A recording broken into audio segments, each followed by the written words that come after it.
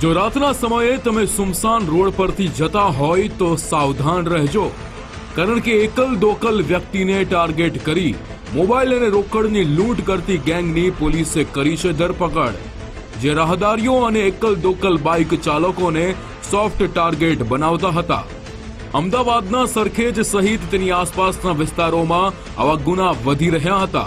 તેની ફરિયાદના આધારે પોલીસે લૂંટ કરતી ગેંગને ઝડપી લીધી છે। અમદાવાદમાં લૂંટ કરતી ગેંગનો પર્દાફાશ। એકલ દોકલ વ્યક્તિઓને બનાવતી શિકાર। લૂંટના મુદ્દામાલ સાથે ચંડાળ ચોકડી ઝડપાઈ।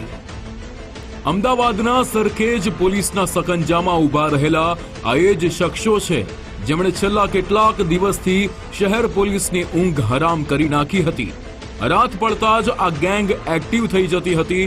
શહેરના અલગ અલગ વિસ્તારમાં એકલ દોકલ રાહદારીઓ તેમજ બાઇક ચાલકોને છરી બતાવી લૂંટી લેતી હતી।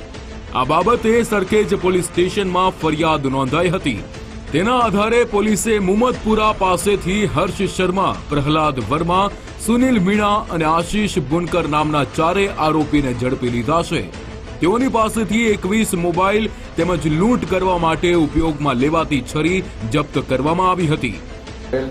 ગઈકાલે મહમ્મદપુરા બ્રિજ નીચેથી અટક કરેલ છે, જેમાં એક છે હર્ષ જીતેન્દ્ર શર્મા, ઉંમર 20 વર્ષ, એ રેપિડો બાઇક ચલાવતો હતો, એમની બાઇક હતી। બીજો પ્રહલાદ વર્મા હતો, 22 વર્ષની ઉંમરથી છૂટક મજૂરી કરે છે। અને ત્રીજો સુનિલ મીણા, 22 વર્ષ, પેલેડિયમ મોલમાં એરો શોરૂમમાં નોકરી કરેલ છે। અને ચોથા આશીષ બંકર, 22 વર્ષનો વેટરની નોકરી કરેલ છે। એમાંથી પૂછપરછમાં ટોટલ 21 જેટલા મોબાઈલ રિકવર થયેલા છે। દિવસે મોલ, હોટલમાં કરતા નોકરી, રાત્રે ચંડાળ ચોકડી આપતી લૂંટને અંજામ। પકડાયેલા આરોપીઓ મૂળ રાજસ્થાનના છે। ઘણા વર્ષોથી મિત્રતા હોવાથી ટોળકી બનાવી લૂંટ કરવાનું શરૂ કર્યું। આરોપી હર્ષ અને આશીષ સામાજિક પ્રસંગોમાં વેઇટર તરીકે કામ કરતા હતા, જ્યારે સુનિલ દિવસે મોલમાં નોકરી કરતો હતો। આ સિવાય હર્ષ એ રાત્રે બાઇક રાઇડ ચલાવતો હતો અને લૂંટ માટે ટાર્ગેટ નક્કી કરતો હતો। પોલીસ તપાસમાં સામે આવ્યું છે કે ઓર્ગેનાઇઝ ક્રાઇમ કરતી આ ટોળકી દિવસે નોકરી ધંધો કરતી અને રાત્રે પોતાના મોજ શોખ પૂરા કરવા લૂંટ કરતી હતી।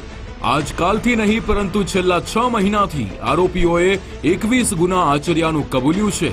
તાજેતરમાં જ સરખેજ વિસ્તારની એક હોટલમાં કામ કરતા કુકને તીક્ષ્ણ હથિયારની અણીએ મોબાઈલ અને રોકડ રૂપિયાની લૂંટ કરી હતી। મોબાઈલ રિકવર થયા છે, એમની કોણનો મોબાઈલ છે અને જુદી જુદી ઘટના ક્યાં કોઈ એફઆઈઆર દાખલ થયેલી છે કે કેમ એ દિશામાં તપાસ કરવાની છે।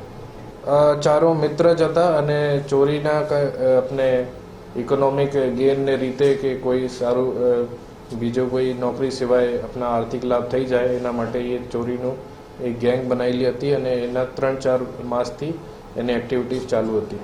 સર, આરોપી ક્યાંના હતા, ક્યાંના રહેવાસી છે, એના આની ઉપર અગાઉ કોઈ ગુના છે દાખલ?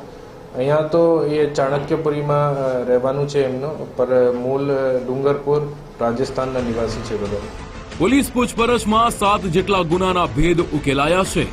આરોપીઓ લૂંટ કરેલા મોબાઈલ કોને વેચવાના હતા, લૂંટ સિવાય અન્ય કોઈ ગુના આચરેલા છે કે કેમ, તેમજ રાજસ્થાનમાં ટોળકી વિરુદ્ધ કેટલા ગુના નોંધાયેલા છે તે દિશામાં તપાસ તેજ કરાઈ છે।